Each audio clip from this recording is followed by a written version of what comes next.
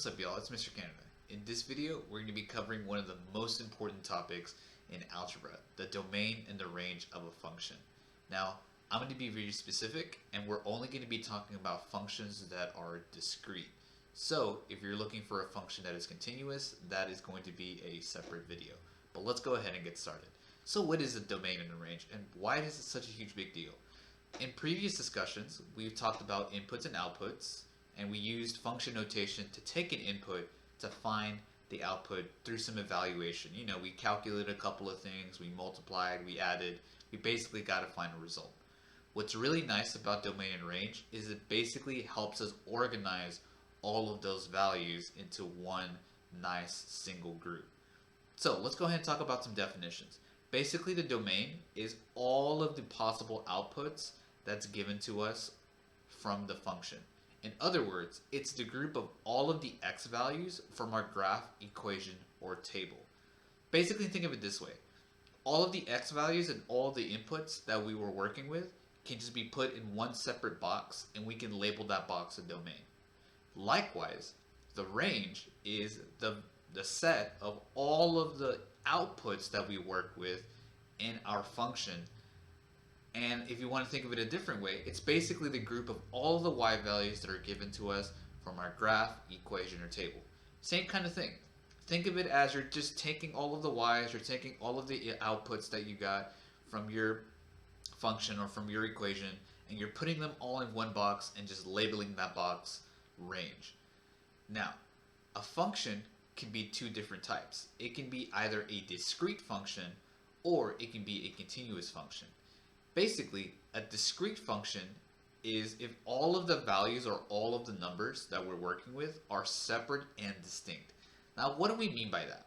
Basically, if something is discrete, we're really talking about positive whole numbers. Now, an example of that would be, let's say you're going out to the mall and you're trying to buy out some clothes. You wouldn't go up to the mall, or you wouldn't go to the mall and see them sell 1/4 of a shirt or 1/4 of a pants. Absolutely not. You would go ahead and go to the mall, you would buy a whole dress or a whole shirt or a whole pair of pants, a whole pair of jeans, whole pairs of shoes. You wouldn't suddenly find half of everything or a quarter of something or even a third of something. Every single thing you buy from that mall is separate and distinct. It's a whole number. So that's basically what discrete means. It basically is a whole number of an object. And it's important to differentiate between discrete and continuous, which we'll talk about next time, because it's going to help you understand how you should be writing the domain and the range for that particular problem. Now, let's go ahead and see some examples about what it means for something to be discrete, and look to see if it is discrete, how exactly do we start organizing our inputs, our x's, and our outputs / our y's. Let's go ahead and see our first example. So, the big idea is that we want to understand what does it look like if it's discrete, and how do we write the domain and the range for that particular function. So look at our first example here. We have a table. We have an x and y table. Here the x's are 2, 4, and 6, and our y's are 10, 20, and 30. So how do we go about writing the domain for this one? So the domain, remember, is the group of all the possible x's, all of the possible inputs that are given to us from the table. So in this case, the table has 3 x values. It has 2, 4, and 6. So how do we actually write down or organize our numbers? Basically, what you can do is you can open up some curly braces or some parentheses. It really is up to you. And you're basically going to be writing down each x one by one. So 2, 4, and then 6. And then we're going to end our curly braces there. Now, why are we ending it there? Because there are only 3 values of x in our table. If we had more, then we would have more numbers in our domain. That's pretty simple. You're just basically counting how many numbers you have and just writing down those numbers. Let's go ahead and do it again. This time, let's go ahead and find the range. The range is all of the possible outputs or all of the y values given to us in our table. So in this case, our table for the y is 10, 20, and 30. So that means that we're going to put 10, comma 20, comma 30. And then we're done. That's it. Look how harmless that was.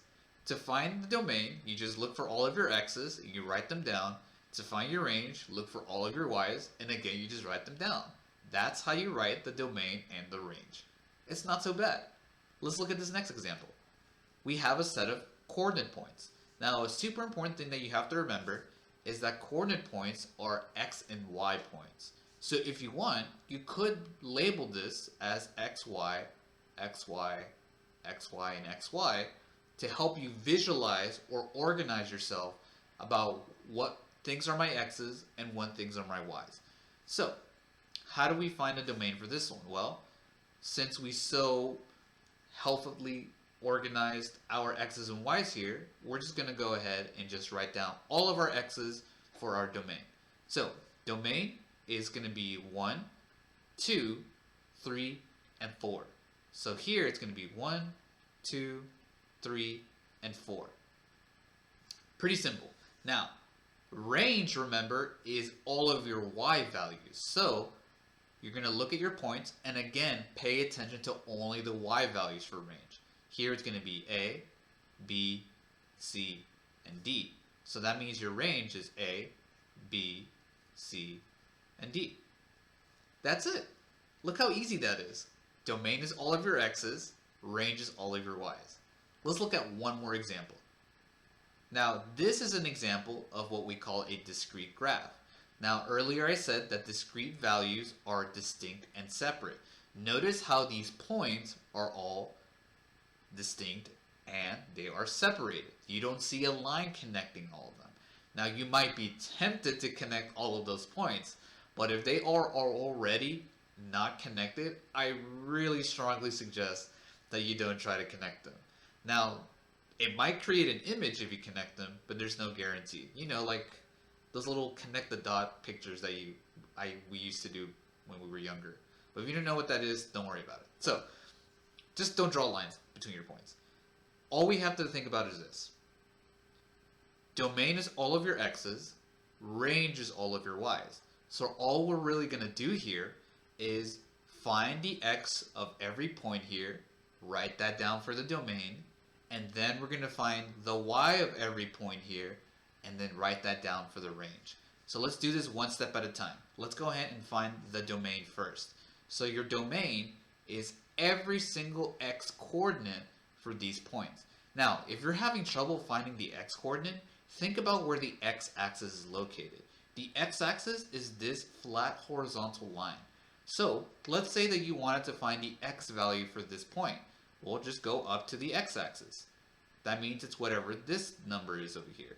And that number is going to be 1, 2, 3, 4, 5, 6, 7. So this is going to be negative 7. Why is it negative 7? Well, all of my x values on that side of the graph are negative, so that's why it's negative 7. So again, if you wanted to find the x value for this guy, just go straight down to the x-axis. That's going to be 1, 2, 3, and 4. So this is going to be negative 4. Well, what's my x value over here? Well, let's go ahead and draw that straight line down. It's right at the center. Remember, that's the origin, so that's 0. Let's go ahead and draw a straight line here up to the x-axis. Now we're in the positives. This is going to be positive 2. Let's draw our line down here for our next number. That's 1, 2, 3, 4, 5. So this is going to be 5. And then finally, here's our final x value. You might notice that this guy is already on the x-axis. So you basically have to count how many spaces up is on the x-axis. So 1, 2, 3, 4, 5, and 6. So that means the x value for this guy that's already on x is going to be 6, not 0. So notice that I have 1, 2, 3, 4, 5, 6 x values, which in this case I have 1, 2, 3, 4, 5, 6 different numbers, so that, or different points, so that makes sense. Now that's a good way to check to see if you missed a point.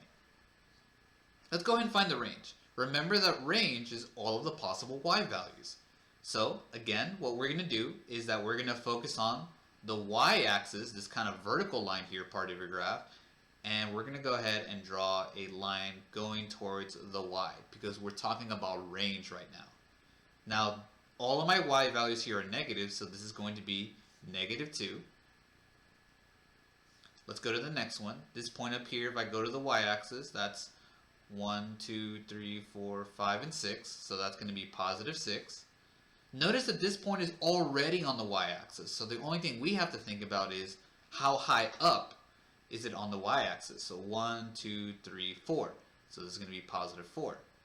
This one right here, if I go to the y-axis, that's going to be 1, 2, 3, 4. That's going to be -4.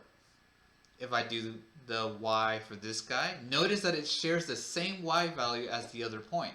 So this is again going to be 6. And then finally, what's the y value for this point? Well, we're going to go all the way to the y-axis, and notice that it's at the origin, so it's going to be a 0 y value. Now, one really weird thing happened when we were writing down the y values here for the range. The 6 ended up repeating in our range. Now, here's a recommendation, here's a tip. If you have a repetition in your range, it's okay if you go ahead and just write it down once instead of twice. But you don't have to. But I recommend that you do because then it's going to be more consolidated. And if you ever have multiple repetitions, you might notice that your list is going to get really, really big really fast. So consolidate. If you have more than one of the y values, if it appears more than once, just go ahead and just write it down once and don't worry about it. So notice how we're doing this. We're just counting how many x's we have. We're writing them down for every x in that table or point or graph, and then we're doing the exact same thing for the range, but we're doing it for y. So recap. Domain is all of the x values or all of the inputs from our function. Range is all of the y values or all of our outputs from the function. And if a function is discrete, then to write the domain, we just write down every single point individually, one by one. Well, I hope you guys learned something new today. If you liked the video, give the video a like and subscribe to my channel for more Algebra 1 videos. If you have any questions, leave them in the comments below and I'll get back to you as soon as I can. And like always, please take care and I'll see you guys next time.